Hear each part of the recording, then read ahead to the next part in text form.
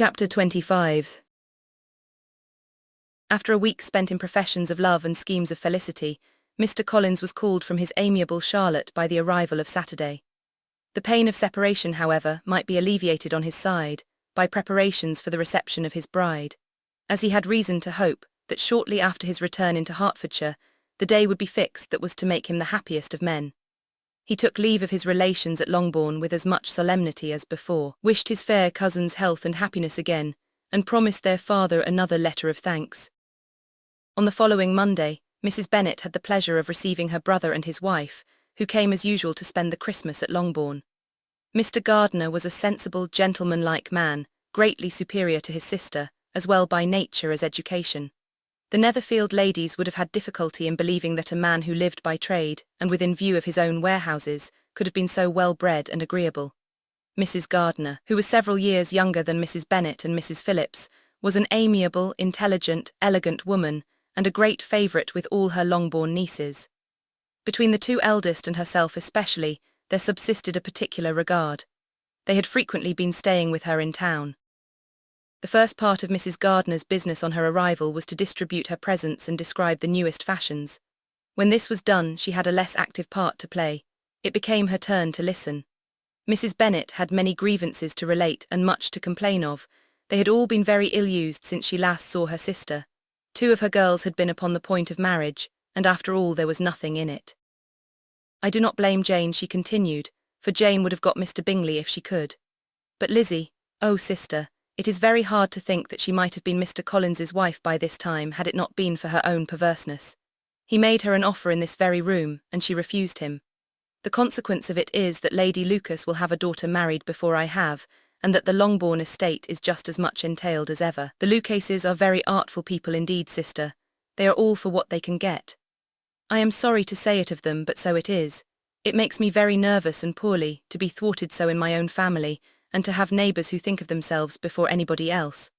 However, your coming just at this time is the greatest of comforts, and I am very glad to hear what you tell us of long sleeves." Mrs. Gardiner, to whom the chief of this news had been given before, in the course of Jane and Elizabeth's correspondence with her, made her sister a slight answer, and in compassion to her nieces, turned the conversation. When alone with Elizabeth afterwards, she spoke more on the subject. "It seems likely to have been a desirable match for Jane," said she. "I am sorry it went off. But these things happen so often. A young man such as you describe Mr. Bingley so easily falls in love with a pretty girl for a few weeks, and when accident separates them so easily forgets her, that these sort of inconsistencies are very frequent." "An excellent consolation in its way," said Elizabeth, "but it will not do for us. We do not suffer by accident. It does not often happen that the interference of friends will persuade a young man of independent fortune to think no more of a girl whom he was violently in love with only a few days before. But that expression of violently in love is so hackneyed, so doubtful, so indefinite, that it gives me very little idea. It is as often applied to feelings which arise from a half-hour's acquaintance as to a real, strong attachment. Pray, how violent was Mr. Bingley's love? I never saw a more promising inclination. He was growing quite inattentive to other people and wholly engrossed by her. Every time they met it was more decided and remarkable. At his own ball he offended 2 or 3 young ladies by not asking them to dance, and I spoke to him twice myself without receiving an answer. Could there be finer symptoms? Is not general incivility the very essence of love? Oh yes, of that kind of love which I suppose him to have felt. Poor Jane, I am sorry for her because with her disposition she may not get over it immediately. It had better have happened to you, Lizzie. You would have laughed yourself out of it sooner. But do you think she would be prevailed upon to go back with us?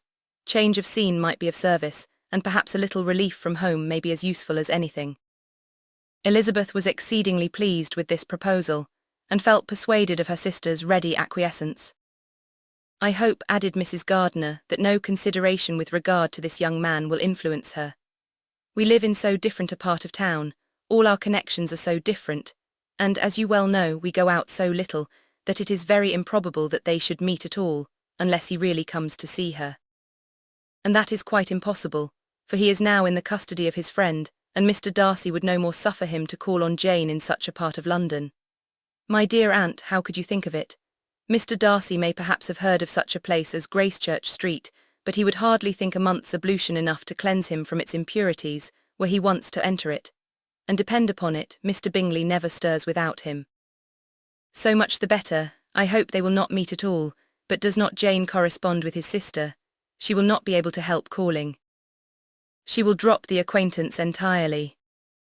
But in spite of the certainty in which Elizabeth affected to place this point, as well as the still more interesting one of Bingley's being withheld from seeing Jane, she felt a solicitude on the subject which convinced her, on examination, that she did not consider it entirely hopeless. It was possible, and sometimes she thought it probable, that his affection might be reanimated, and the influence of his friends successfully combated by the more natural influence of Jane's attractions. Miss Bennet accepted her aunt's invitation with pleasure, and the Bingleys were no otherwise in her thoughts at the same time, than as she hoped by Caroline's not living in the same house with her brother, she might occasionally spend a morning with her, without any danger of seeing him. Gardiner stayed a week at Longbourn, and what with the Phillipses, the Lucases, and the officers, there was not a day without its engagement. Mrs. Bennet had so carefully provided for the entertainment of her brother and sister that they did not once sit down to a family dinner. When the engagement was for home, some of the officers always made part of it, of which officers Mr. Wickham was sure to be one, and on these occasions Mrs. Gardiner, rendered suspicious by Elizabeth's warm commendation, narrowly observed them both. Without supposing them, from what she saw, to be very seriously in love, their preference of each other was plain enough to make her a little uneasy, and she resolved to speak to Elizabeth on the subject before she left Hertfordshire, and represent to her the imprudence of encouraging such an attachment. To Mrs. Gardiner, Wickham had one means of affording pleasure, unconnected with his general powers. About 10 or a dozen years ago, before her marriage, she had spent a considerable time in that very part of Derbyshire to which he belonged.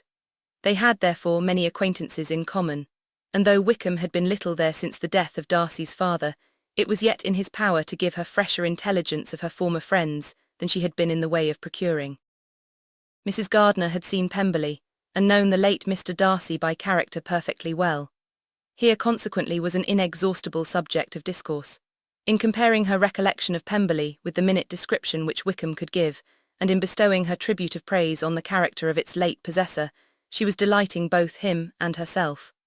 On being made acquainted with the present Mr. Darcy's treatment of him, she tried to remember some of that gentleman's reputed disposition, when quite a lad which might agree with it, and was confident at last that she recollected having heard Mr. Fitzwilliam Darcy formerly spoken of as a very proud, ill-natured boy.